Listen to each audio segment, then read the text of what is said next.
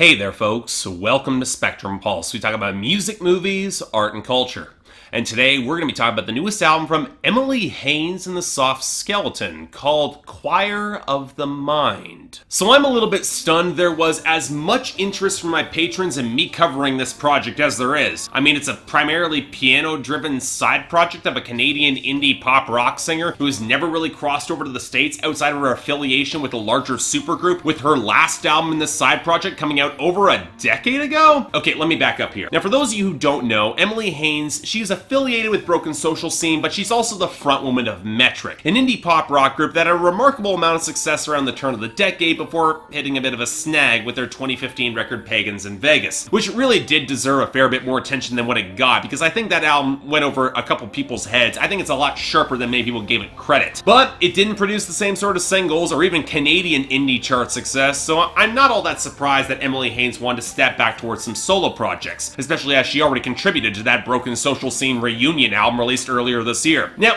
I went back to listen to her last project as Emily Haines and the Soft Skeleton, and well, it's alright enough, I guess. If you put it up against the piano-driven indie acts of the mid-2000s, and there were a lot of them, I could see this mostly standing out a bit thanks to the trip-hop elements around the edges, but I was never really all that wowed by the writing, and you do need that to be on point if you're playing in this very minimalist solo style. Never quite experimental or dark enough beyond some clever turns of phrase and a couple of really good melodies. It had the feel of a side project, and thus it's not all that surprising that Metric was the breakout act for Emily Haines here. But hey, a couple of my patrons wanted me to cover this, so what the hell? How was Choir of the Mind? Well, okay, here's the funny thing. This project took a while to grow on me properly, because on the first 2 or 3 listens, the flaws were outweighing any of the strengths that I could find, which is all the more frustrating because I like Emily Haines as a songwriter and singer, and this is the sort of minimalist side project that I often end up respecting a fair bit more than I like them. And then 8 or 9 listens later, it actually clicked for me, and while these flaws are still there, the best moments of more than compensate end up adding up to a pretty damn great record. A comparison I made on Twitter was to like Tori Amos Light, but I think it might be a little bit closer to a split between Imogen Heap and Regina Spektor, which for me, that's only a positive, because again, this album's pretty great. But just so we're clear on this, I want to get the most obvious flaws out of the way first, and most of them circle around some of the composition and the production. Now, admittedly, when you have such a bare bones setup, piano, bit of percussion typically coming through in a kick drum or a cymbal, although a drum machine does show up occasionally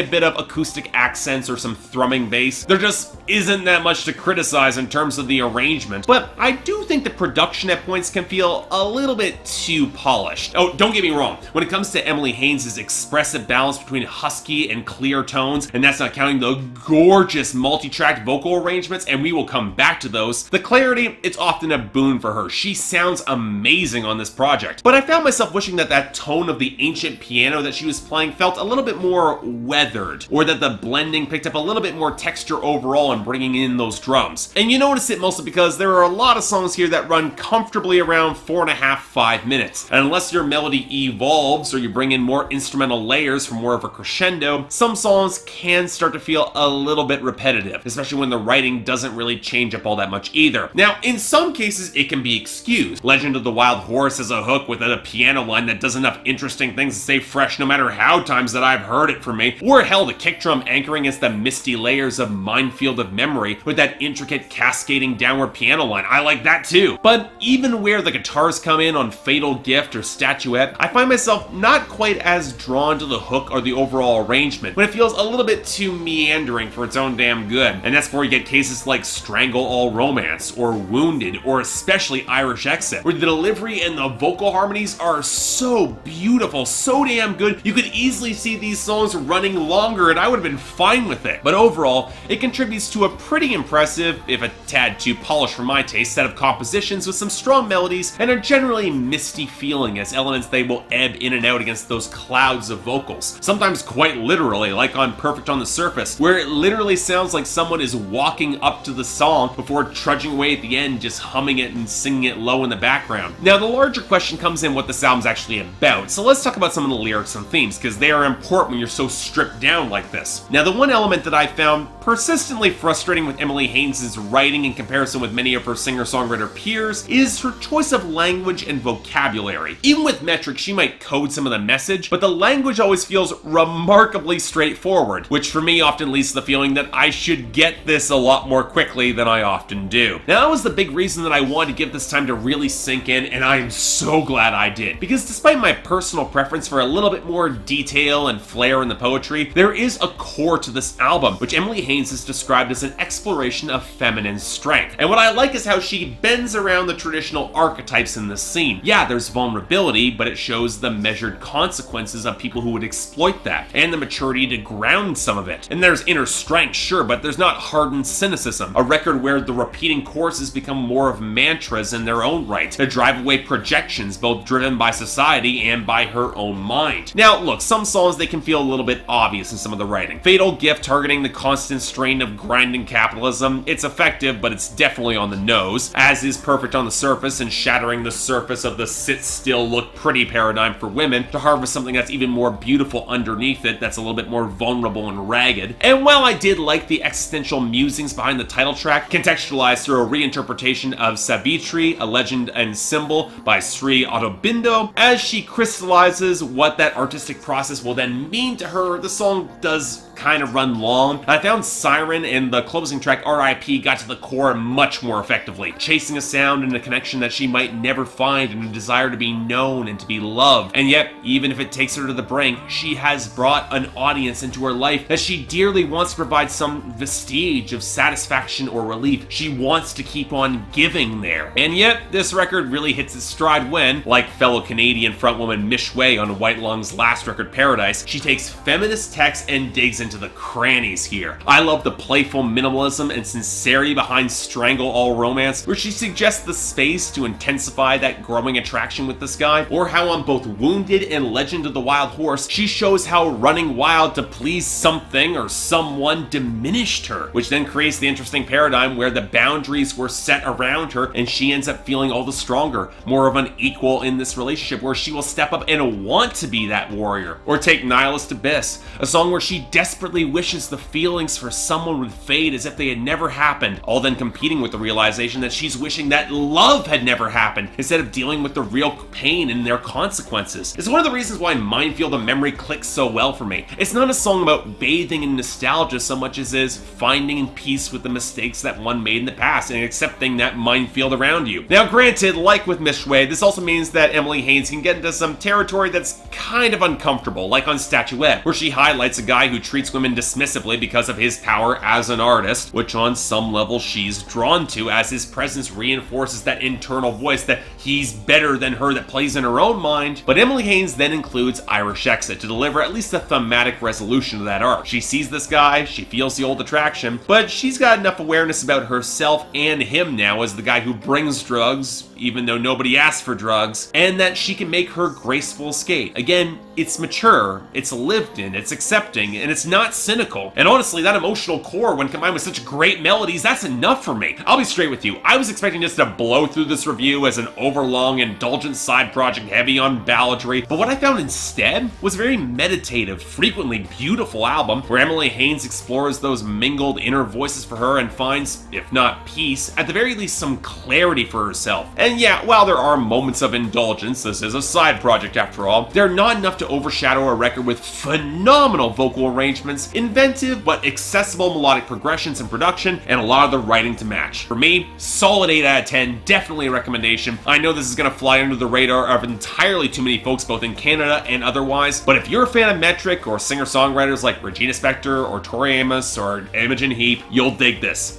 Definitely check it out. So yeah, thanks a lot for watching. Like to like and subscribe, I'd be more than grateful. I know this is going to go under a lot of people's radar. Don't let that happen. Buy the album in the description below, and I got the poll up here. I'm curious where you guys fall on this, especially if you're more of Emily Haines' fans from wherever you know her.